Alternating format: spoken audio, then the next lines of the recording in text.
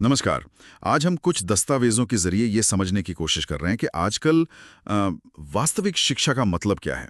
ये सिर्फ डिग्री या किताबों तक तो सीमित नहीं लगता अब। बिल्कुल।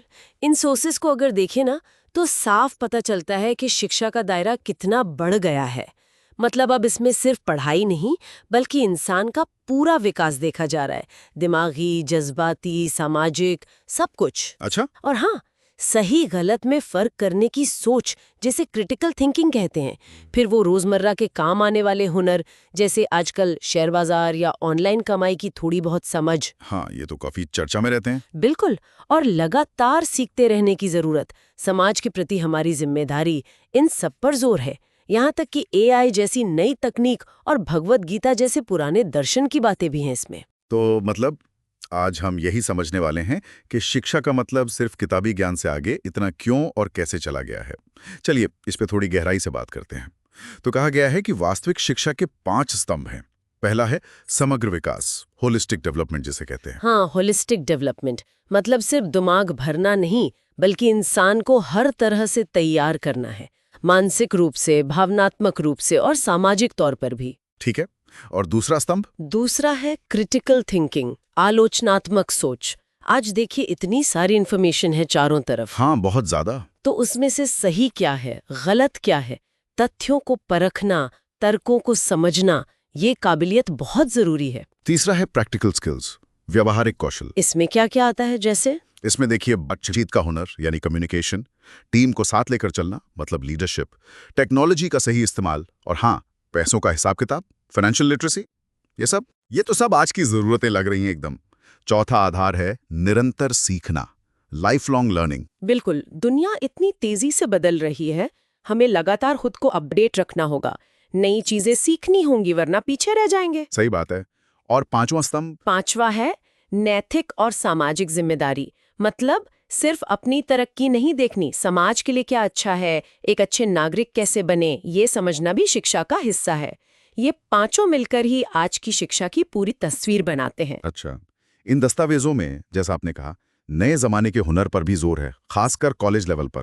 ये शेयर मार्केट, बिटकॉइन या फिर ब्लॉगिंग, फ्रीलांसिंग से ऑनलाइन कमाई, इनकी जानकारी क्यों इतनी जरूरी मानी जा रही है? इसके पीछे देखिए कई कारण हैं। पहला तो ये कि शिक्षा का असली मकसद जिंदगी के लिए तैयार करना है। हाँ, ये बात तो है। दूसरा, ये आजकल पैसे कमाने के नए और वैध तरीके भी हैं। तीसरा, इनसे छात्रों में पैसों को लेकर समझदारी बढ़ती है, वो फाइनेंशियली इंडिपेंडेंट होने का सोचते हैं। और चौथा, ये ट्रेडिशनल नौकरियों के अलावा दूसरे करियर ऑप्शन भी दिखाते हैं। हम्म। तो अगर छात्रों को ये नए कौशल सिखाने हैं, तो जाहिर है पढ़ाने वालों यानी प्रोफेसर्स का रोल भी बदलेगा। इसके बारे में कुछ कहा गया है? हाँ बिल्कुल। एक बहुत अहम बात यह है कि शिक्षक अब सिर्फ पढ़ाने वाले नहीं, बल्कि गाइड, मेंटोर और करियर कोच की तरह हो। एक सुझाव ये भी दिया गया है कि कॉलेजों में स्किल और करियर अवेयरनेस सेशन होने चाहिए। टेक्निक की बात करें तो एआई का जिक्र भी है। प्रोफेसर्स और ऑफिस स्टाफ के लिए एआई को क्यों इतना जरूरी बताया जा रहा है? देखिए सीधी सी बात है, काम को ज्यादा आसान, तेज और प्रभावी बनाने के लिए। जैसा कहा गया है, कम मेहनत में ज्यादा काम। अच्छा, कैसे? मतलब उदाहरण के तौर पर? सोचिए जैसे रिपोर्ट बनानी हो या मार्क्स की टेबल तैयार करनी हो, टाइम टेबल बनाना हो, कोई प्रपोजल लिखना हो, ईमेल या नोटिस ड्राफ्ट करना हो, या फिर प्रेजेंटेशन बनानी हो। ये सब काम एआई टूल्स की मदद से, जैसे चैट जीपीटी, गूगल जेमिनाई या स्लाइड्स एआई, इनसे काफी जल्दी और आसानी से हो सकते हैं। तो मतलब सवाल ये नहीं कि एआई यूज करें या ना करें, बल्कि ये कि उसे सही तरीके से सही काम के लिए कैसे इस्तेमाल करें ताकि हमारा समय और एनर्जी बचे। बिल्कुल सही। और सिर्फ ये तकनीकी कौशल ही नहीं, एक और दिलचस्प बात कही गई है कि ये प्रोफेसरों को अपने विषय से आगे भी जानना चाहिए। ओह अच्छा, ये तो इंटरेस्टिंग है। अपने सब्जेक्ट के अलावा उन्हें किसके बारे में जानने की जरूरत है और क्यों? उन्हें महान लेखकों, उद्यमियों, विचारकों के बारे में भी पता होना चाहिए, जैसे Steve Jobs, doctor APJ Abdul Kalam, Robert Kiyosaki, जिन्होंने रिच डैड पुअर डैड लिखी। हाँ, वो एसेट और लायबिलिटी वाली बात। बिल्कुल। या जेम्स क्लियर, एटॉमिक हैबिट्स वाले, जिन्होंने छोटी आदतों की ताकत बताई। स्वामी विवेकानंद जैसे विचारक। ऐसा इसलिए ताकि वे छात्रों को सिर्फ अपना विषय न पढ़ाएं, बल्कि उन्हें प्रेरित कर सकें, जीवन जीने के तरीके सिखा सकें, आज की दुनिया को बेहतर समझने में मदद करें। इससे वे बेहतर मेंटर बन पाते हैं।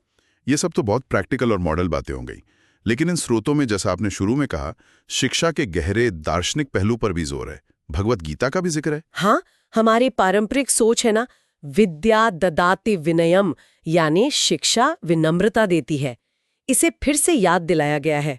और गीता के नजरिए से देखें तो सच्ची शिक्षा सिर्फ बाहरी ज्ञान इकट्ठा करना नहीं है, तो फिर क्या है? बल्कि अपने मन पर काबू पाना है।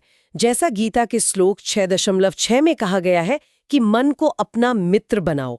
अपने गुस्से पर नियंत्रण रखना श्लोक 2.63 का सार यही है।